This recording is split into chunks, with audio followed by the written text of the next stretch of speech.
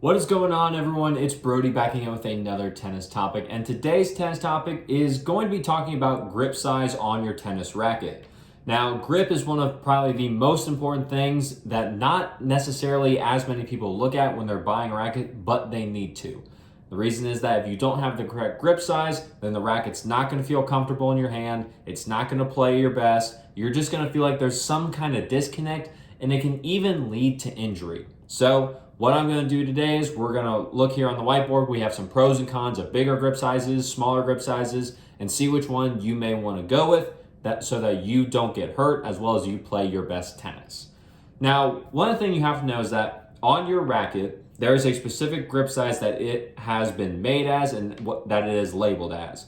You can usually find this either on the butt cap of the actual racket, and there will be a small number on there. It'll say like 0, 1, 2, 3, 4, sometimes even 5. What that number means is what size grip you have. If you have a 0 grip, you have a 4.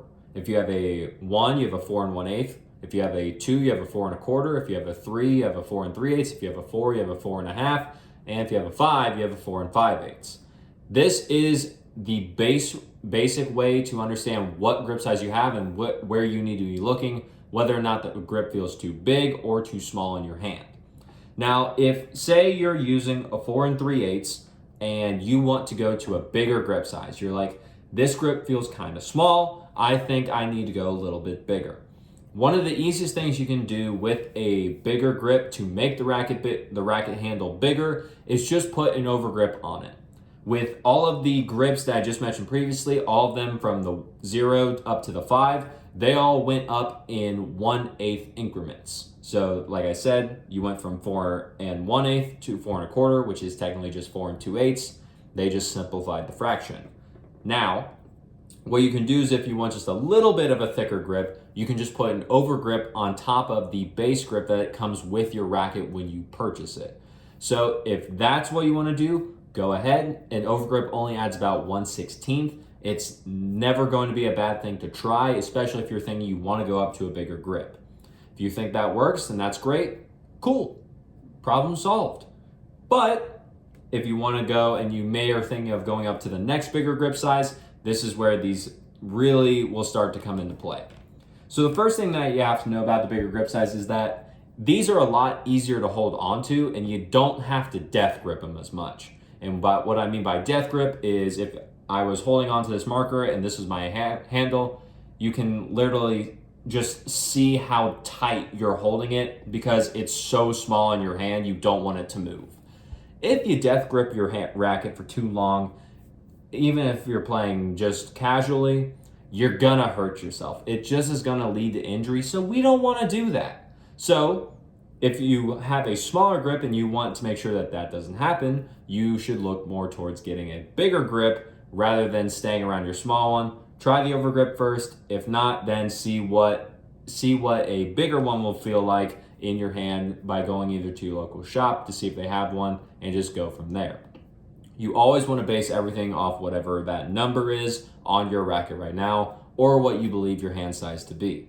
So again, with bigger grips, you don't want to death grip them. The bigger ones are a lot easier to not do that with.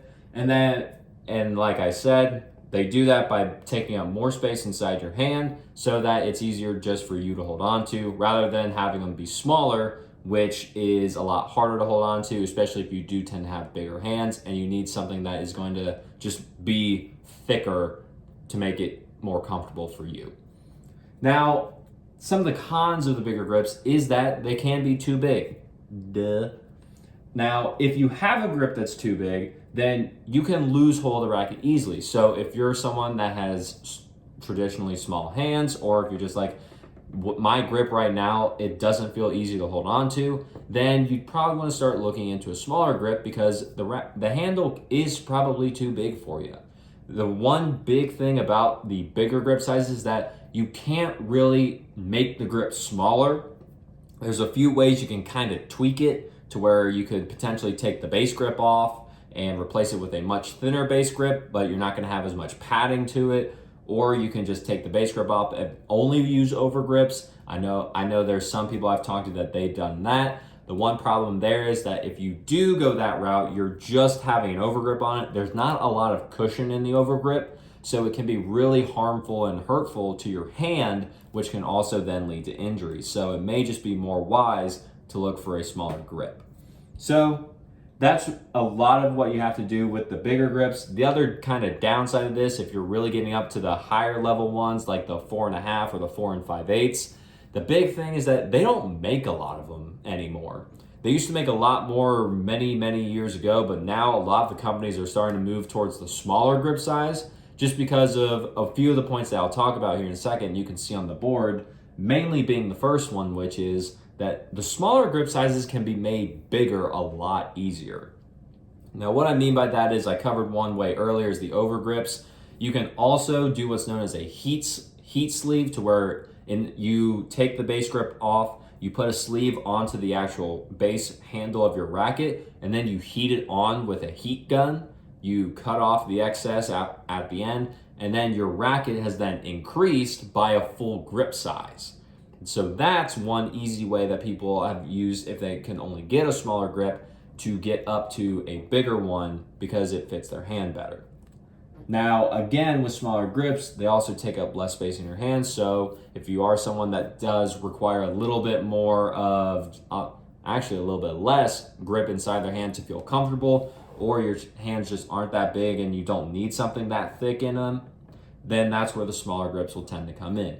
Usually the smaller grips, you're looking at that 0 grip size, the 1, the 4 1/8, or just the 4 1/4. Those tend to be the traditional and standard grip sizes, rather than if you look at 3/8, 4.5, and 4 5/8, those tend to be the much bigger ones.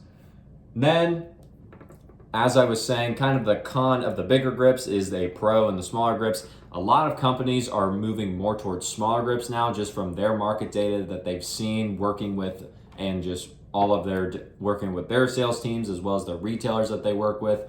They just seem that a lot more people are going for smaller grips because they are a little bit easier to hold on to, and it just fits people's hands better. So I was actually talking with Yonex, and they said that a lot of their business is coming down more to 4 1/8 grip sizes and 4 1/4 grip sizes. So that's what they're going to make more of, because that's what is selling more for them. So if you're in those grip sizes, congratulations, you're getting a lot more chance to actually get to the grip. However, if you got the bigger ones, be careful, and if you can find one, get it while you can. Now, with the smaller grips, it's not all sunshine and rainbows. They do have some downfalls as well, and that is that these grips can be too small in your hand. Now, what I mean by too small is that the death gripping example I gave here earlier.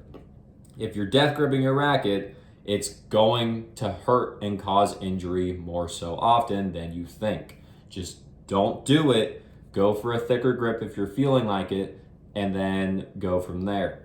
You can be like Rafael Nadal, who uses a smaller grip, and he has to hold on to it a lot harder. Now, granted, he is a tennis professional. We, most likely the people watching this video, and myself included, we are mortal people. We are not tennis gods like Nadal and the pro players.